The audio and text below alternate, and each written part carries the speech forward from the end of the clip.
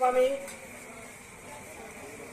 কেন্দ্র ঘোষিত দাওয়াতি পক্ষ উপলক্ষে 12 থেকে 25 তারিখ পর্যন্ত সারা দেশব্যাপী যে দাওয়াতি অভিযান শুরু হয়েছে তারই অংশ হিসেবে আমরা আপনাদের কাছে এসেছি জামাত ইসলামের দাওয়াত দিতে।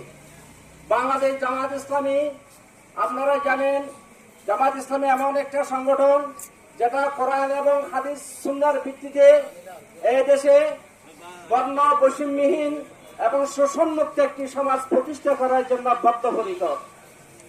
এবং আপনারা এও জানেন যে বিগত 17 বছরে সব দল বাদ দিয়ে মাত্র বাংলাদেশ জামাত ইসলামীর উপর যে নির্যাতনের স্টিম রোলার ছাড়িয়েছে বিগত ফ্যাসিস্ট সরকার, এই সরকার মনে করেছিল এই নির্যাতন করে বাংলাদেশ জামাত ইসলামকে দেশ থেকে নিশ্চিহ্ন করা যাবে।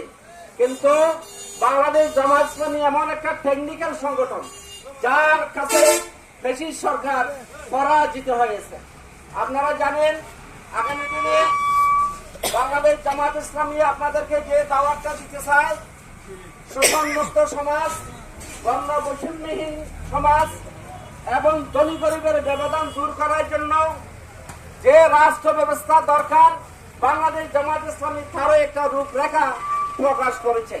তারই অংশ হিসেবে জামাত ইসলামের পক্ষ থেকে আপনাদের প্রতি আহ্বান হচ্ছে, আপনারা সকলে আসুন, আমরা সকলে মিলি আমরা একটি ইসলামী আন্দোলনের পতাকাতে লক্ষ্যবদ্ধ হয়ে এদেশের মানুষের মুক্তির কথা বলি, শোষণমুক্ত একটি সমাজের কথা বলি।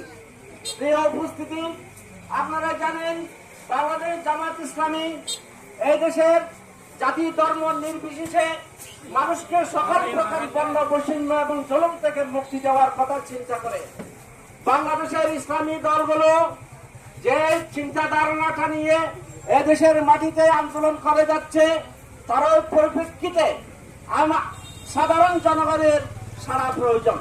যদি সাড়া না পায় তাহলে এই দেশে শোষণমুক্ত ইসলামী শাসন ব্যবস্থা কায়েম করা কখনো সম্ভব হবে না। সুতরাং দাওয়াতি পক্ষের অংশ হিসেবে আমরা আপনাদেরকে যে দাওয়াতটা দিতে চাই, যে আহ্বানটা করতে চাই, আসুন আমরা সকলে মিলে কোরআন সুন্নাহ ভিত্তিক একটি শোষণমুক্ত ইসলামী সুন্দর সমাজ গঠন করি। যে সমাজের অধীনে জাতি ধর্ম বর্ণ নির্বিশেষে সকল মানুষ শান্তিতে থাকবে, দেশে চোর থাকবে না, ডাকাত থাকবে না, সুদখোর থাকবে না, দেশের ঘুষখোর থাকবে না। সুতরাং এই সমাজের অধীনে যদি দেশ শাসিত হয় দেশের মানুষ শান্তিতে থাকবে, এতে কোনো সন্দেহ নেই। এই জন্য আপনাদের সহযোগিতা দরকার। আপনারা জানেন আমাদের মহেশখালী কুতুবদিয়ার সাবেক MP doctor M Hamidur Rahman Azad সাহেব এই দাওয়াতি পক্ষ উপলক্ষে আপনাদেরকে সালাম জানিয়েছেন এবং শুধুমাত্র আগামী নির্বাচনে যে কোনো ইসলামিক দলের শক্তিকে শক্তিশালী করার জন্য আমরা আপনাদেরকে আহ্বান জানাই। ইতিমধ্যে আপনারা জেনেছেন সকল ইসলামিক দলগুলো ঐক্য হওয়ার একটা প্ল্যাটফর্ম তৈরি হয়েছে। এটা এদেশের তৌহিদি জনতার ভাগ্যের ব্যাপার। যদি সেটা হয় তাহলে এদেশের তৌহিদি জনতার কপাল খুলে যাবে ইনশাল্লাহ।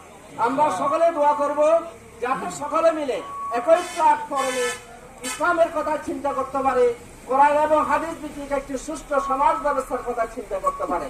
সুতরাং আপনাদেরকে জামাত ইসলামের পতাকাতে লক্ষ্যবদ্ধ হওয়ার আহ্বান জানিয়ে আজকে দাওয়াতি দশকের সংক্ষিপ্ত পথসভার আলোচনা করে শেষ করছি। ওমা তৌফিক ইল্লা বিল্লাহ। আসসালামু আলাইকুম ওয়া রাহমাতুল্লাহ।